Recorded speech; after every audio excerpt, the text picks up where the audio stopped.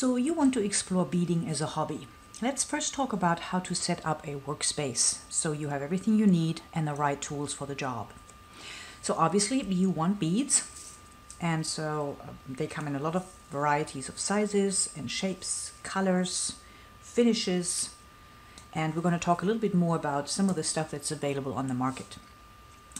I like to keep my beads on a piece of suede leather because they normally are round and they tend to roll around and try to get away from you, and so if you have them on a slightly rough surface, then it's actually easier to control them and keep them all in one place.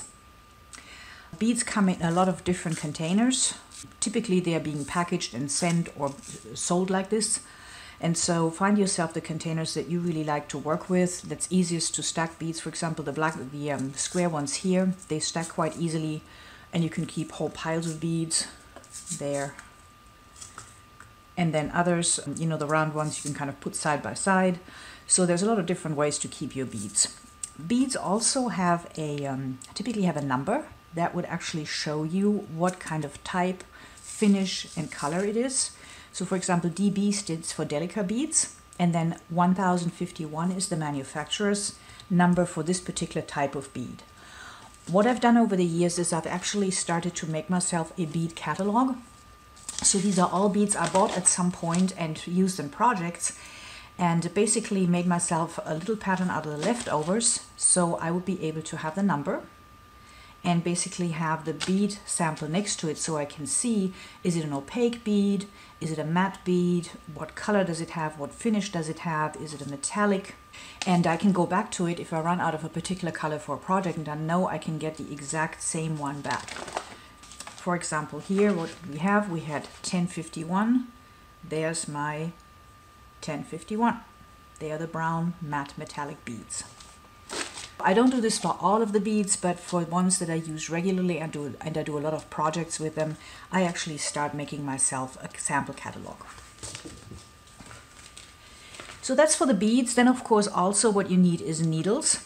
I typically use bead embroidery needles. I use a lot of fairly small beads for my projects, and so I'm looking for needles that have very, very small eyes and can pass through beads very easily, even multiple times.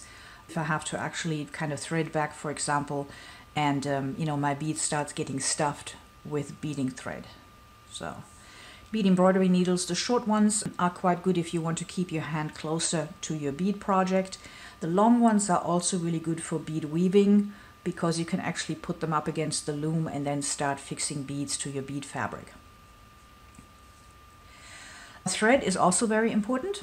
I typically work with fire line, which is really fishing line, so I actually buy mine in fishing and hunting supply stores, which is normally cheaper and you get more than if you actually bought them from bead supply stores because they typically sell smaller quantities for higher prices.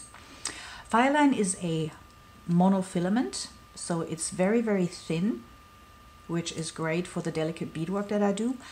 And it's also having a lot of tensile strength. So the lowest one actually would allow you to have a tension of 4 pounds against it, which really in fisherman's terms means you can haul a 4-pound fish out of the water with it and it won't break.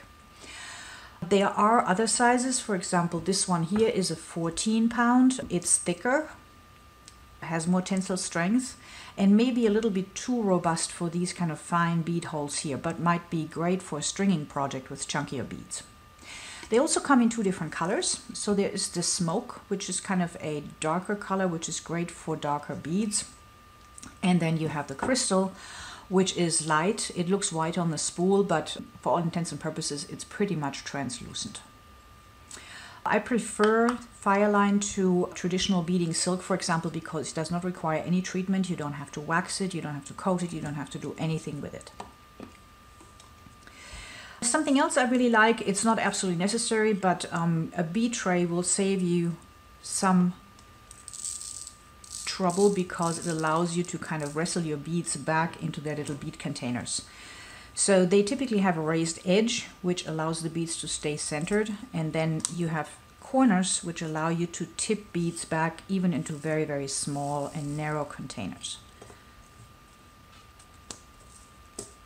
Another important tool to have is a very thin beading scissors.